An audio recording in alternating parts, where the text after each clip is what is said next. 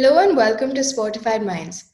For my last interview of the season, I have a very special guest who has achieved tremendous success and brought glory to our country. He is a five-time world champion who was awarded the Padma Shri at the age of 18. He went on to be the first recipient of the Khel Ratna Award and was also honored with the Padma Vibhushan in 2007. That's right, I'm talking about Viswanathan Anand, India's first Grandmaster in chess and member of a very select club of players with an ELO rating of more than 2800.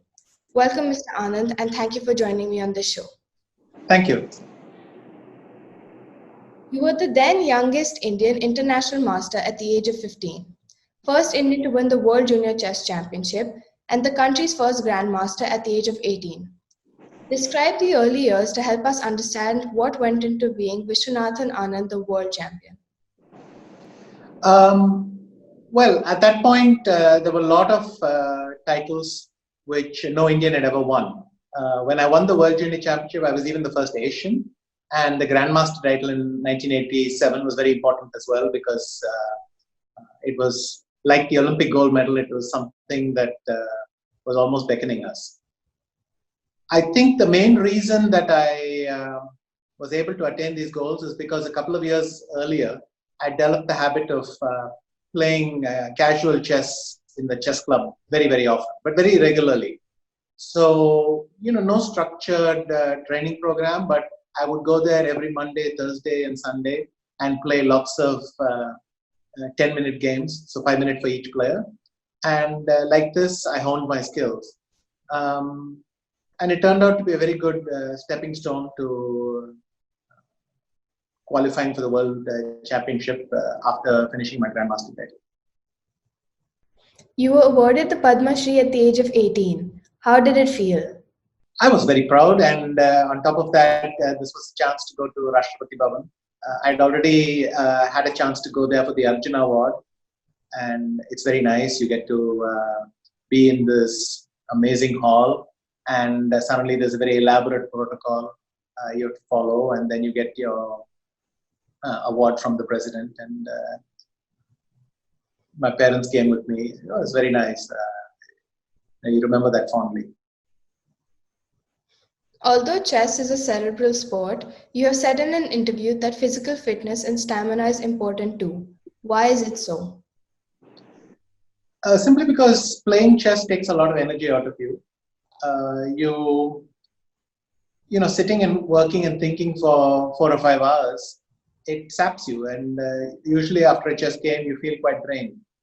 Interestingly, this is also true for shorter games, because I think the tension of hanging on the result itself produces a certain amount of fatigue.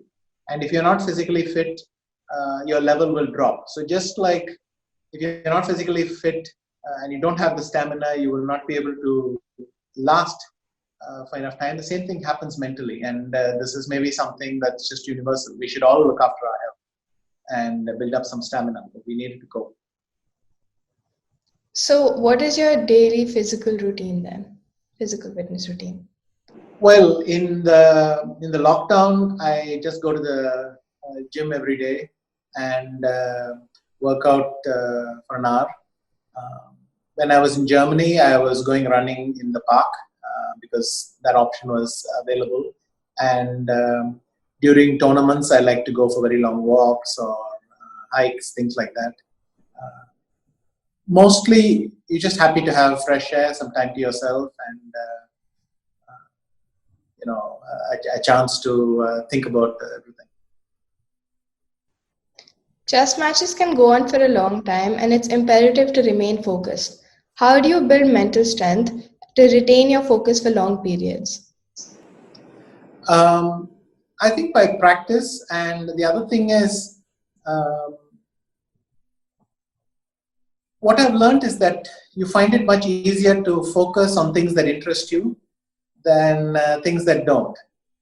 And so if you're trying to build focus by looking at things that don't interest you, you will not succeed. If there is something you don't like doing, you have to find something within it that you like. So, there are certain areas in chess that I don't find very enjoyable, the kind of problems I face and so on. But anyway, you can set yourself a mini goal. You can tell if I can do a little bit better in this area, or study some approach by somebody who does well here and see if I can copy it. You set yourself some mini goal, it gives you something to follow and therefore something to focus. And in the end, I think the best focus comes from enjoying what you do and being intrigued and fascinated by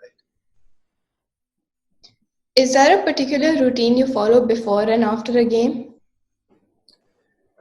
Generally, after a game, I try to unwind a bit. As I mentioned, there's a lot of tension.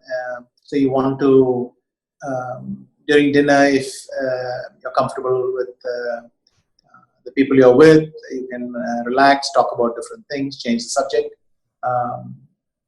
I also like I mentioned earlier, to go out for long walks, clear your head. Then I might come back and relax a bit. But, all that is a way of putting the past game behind you, and then when you start thinking of the next game, then the process goes into reverse. You have to start concentrating again. You have said that there's a lot of positive and negative emotions sitting inside and they're knocking around. Please explain the importance of EQ in a sport which is all about IQ. Yes, that's one way of putting it. I feel that you should know when you're in turmoil, you're unable to focus because there are too many things going around in your head. You haven't managed to accept the results of the events of the previous game. And it doesn't always have to be a good or bad thing. Sometimes there can be something in the previous game which is so fascinating you can't stop thinking about it. But nonetheless, there comes a point when you have to have the discipline to say, fine, I can deal with this on the rest day or after the event, but right now I have to think about tomorrow's game. And that is really fundamental. To the extent you can put your thoughts behind you, then so much the better. And this also works at the positive end. Sometimes you can win a game and be euphoric, but it's unhealthy to be euphoric before the next one. So you have to put the euphoria aside. And so I'm not talking only of negative emotions. There is no emotional release in chess. Do you think pent-up emotions can be harmful, and how do you handle stress? There is definitely emotional release in chess. I mean, the result of the game, getting a chance to make a good move, all these are moments when when the chess game is decided, you can move on. But yes, I think some amount of changing the subject is nice. And so after a game, you might switch to a good book or watch something for a while. Just let your mind wander away from chess, and that's how you come back to the next one. Please tell us about the role of a mental conditioning coach for a chess player. I think someone who can change the subject and then when things have calmed down, then try to recreate the events that happened. So typically, if you're doing badly, it's because of a certain reason. Either your opponent was able to put pressure on you, or your opponent was able to drag you into something that you don't like, or there is some underlying weakness which somebody is able to exploit. So a conditioning coach would really try to get you to think of the events that happened, and then find some harmless way of replaying them. So you may not want to go through this thing very closely, but if your trainer can teach you, well, at this moment, why don't you think of something else, and then this and that, that's a good place to start. Chess has a lot to do with set patterns of moves and knowing how your opponent responded to a particular move in earlier matches. How much research is involved, and how many people are a part of your team? A lot of research is involved because every game that's played is all published and available to everyone. And so what this means is even what your opponent did yesterday, he may not do tomorrow. There will be certain underlying patterns, but nobody is standing still, so to speak. So everyone's a moving target. And the key is just to keep yourself abreast of all the ideas and keep your mind open. And if you keep learning, then eventually you're able to come up with a different response to a different situation. Former opponents like Gary Kasparov, Vladimir Kramnik, and Magnus Carlsen helped you prepare for the 2010 World Chess Championship, which speaks a lot about your likability. How was the experience? That was one of the most unusual experiences in my life. I can't think of too many cases where former colleagues and rivals helped someone, and even for me that was a first, and it hasn't happened too much since either. So especially Kramnik's work was the most I was the most touched, because we were rivals for very long, and we had just played a match 2 years earlier. And one day he called, and we spoke, and then he said, actually he said something funny. He said, "You're trying to play like I was playing 2 years back, but you're doing it very badly. Let me help you do it." And like a joke to break the ice, and then we all chuckled about that. And he worked incredibly hard. He put in 5 to 6 hours every night, which he really didn't have to do, and I was very touched by that. You said the game of chess has evolved with the advent of computers. What is different? Simply the complexity. The complexity of the game is rising, and you almost every day let's say your framework of understanding the game. By this, I don't mean a move here and a move there. I mean conceptually, you believe that certain types of things work and certain types of, but that's being constantly challenged, because the computer is excellent in finding exceptions. I mean, humans go in groups. We think this thing works here and therefore it'll always work, and so on. But computers analyze every move, every position, every move as if it's a unique example, and they find all the exceptions. And there are some nuggets hidden there. Every time there's an exception, well, even the word exception suggests it's an accident, but if you look deep enough, there is some underlying stuff to be learned. So I think for us, this task has shifted. I always like to say, before, chess players had to train themselves to find the right answers, and now we have to train ourselves to ask the right questions, because the answers are the computer spitting out, but we have to understand why. While you're an all-round chess player, rapid chess is what you're known for best. How are the dynamics and stress levels of a rapid chess game different from a normal game? I think in a rapid game, you have less time to double check everything and think things through. So what you do is you have to play a lot more with intuition and gut feel. And that automatically means that there's a lot more scope for bluffing and gambling. I mean, it sounds strange because it's not things that people associate with chess. But you can say, look, I'll try this move. I know it loses, but if he's got to find this very accurate move in order to refute it, so I'm going to take a chance on that. That happens in classical chess as well, but much less, because you have to be careful that your opponent doesn't see the flaw in the idea. But in rapid chess, you're able to improvise a lot more, and that's what makes it a lot more spontaneous. You got married in 1996, and Aruna, your wife, has played a significant role in your career. Are you able to focus better on your games because she handles the external interface? Yes, I would say that at that point, this was a very useful change in my habits, because I had been generally handling matters around my game as well as on the board. And about a year and a half to our marriage, we just evolved into this arrangement of responsibilities. And in fact, I got extremely spoiled. For many years, I didn't even have to think about what to do or where to go, because she had planned everything, and then I was really able to focus on my game. And some of my best results came when I had optimized this approach.